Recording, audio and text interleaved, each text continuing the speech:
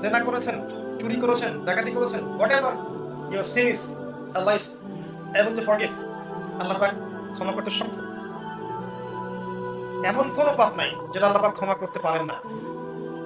আপনি পাপের জন্য তওবা করবেন, সুন্দর করে ওযু করবেন, ওযু করে 2 রাকাত সালাত পড়বেন, সালাত পড়ে সিজদায় আল্লাহর কাছে দোয়া করবেন, ক্ষমা চাইবেন, এরপর হাত তুলে আল্লাহর কাছে দোয়া করবেন, পাপের কথা উল্লেখ করে আল্লাহকে বলবেন, আল্লাহ আমি পাপ করেছিলাম, নিজের অজান্তে, জেনে করেছি বা না জেনে করেছি, আল্লাহ তুমি আমার এই পাপকে ক্ষমা করে দাও। এবং জীবনে কখনো এই পাপ করবেন না, মরবে আল্লাহর কাছে অঙ্গীকার করবেন। আল্লাহ শুধু পাপ ক্ষমাই করবেন না, ইনশাআল্লাহ আপনার গুনাহগুলোকে নেকি দিয়ে পরিবর্তন করতে পারবেন ইনশাআল্লাহ। তবে যদি আপনার পাপটা অন্য কোনো মানুষের সাথে জড়িত হয়ে থাকে, যেমন কারো টাকা নিয়েছেন ফেরত দেননি, বা সম্পত্তি আত্মসাৎ করেছেন ফেরত দেননি, কাউকে গালি দিয়েছেন, বা কারো মালিক হানি করেছেন, অপবাদ দিয়েছেন, এগুলো তার কাছে গিয়ে ক্ষমা চাইতে হবে। আল্লাহর কাছে ক্ষমা চাওয়ার পরে তার কাছে গিয়ে বলতে হবে, ভাই আমি অমুক দিন আপনার নামে খারাপ কথা বলেছি, বা আপনার ব্যাপারে মানুষকে খারাপ কথা বলেছি, বা আপনার অপবাদ দিয়েছি, আপনার টাকা চুরি করেছি, আমি আপনি ফেরত দিতে পারি নাই ইত্যাদি। আপনি আমাকে আল্লাহ কাছে মাফ করুন, তার কাছ থেকে ক্ষমা নিতে হবে, যা মানুষের সাথে জড়িত হবে। একজন প্রশ্ন করেছেন যে আপনি একটি লেকচারে বলেছিলেন যে তাকদীরের কিছু জিনিস ঝুলন্ত আছে, সেগুলো কি কি, এবং বিয়ের সাথে তাকদীরের সম্পর্ক কি রকম? বোনদের প্রশ্নগুলো তো ক্রিটিক্যাল হয় কেন? জি, তাকদীরের কিছু বিষয় আছে যেগুলো কনস্ট্যান্ট ফিক্স, এগুলোর কোনো পরিবর্তন নেই। জন্ম, মৃত্যু, আপনার বিবাহ, আপনার হায়াত, রিজিক, এগুলো ফিক্স।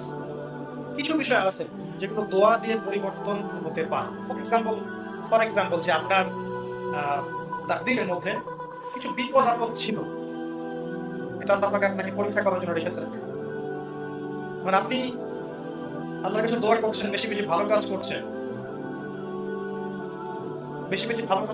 আল্লাহর কাছে দোয়া করছেন, এই দোয়ার আমলের বদৌলতে আল্লাহ পাক আপনার তাকদীরের বিপদ দূর করে দিতে পারেন। ঠিক আছে?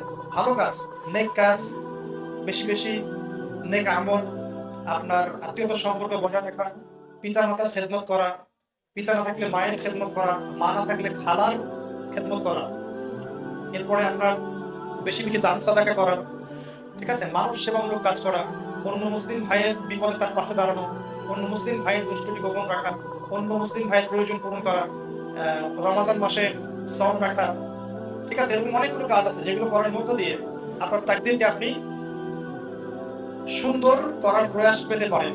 এই সুযোগটা আছে।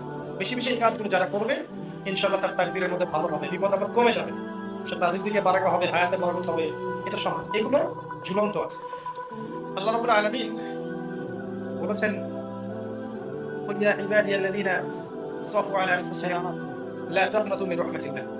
হে আমার বান্দারা, যারা নিজেদের নফসের প্রতি জুলুম করেছো, তারা হতাশ হয়ো না, রহমত থেকে নিরাশ হয়ো না। এমন কোন পাপ নেই যে পাপটা আল্লাহ পাক তওবা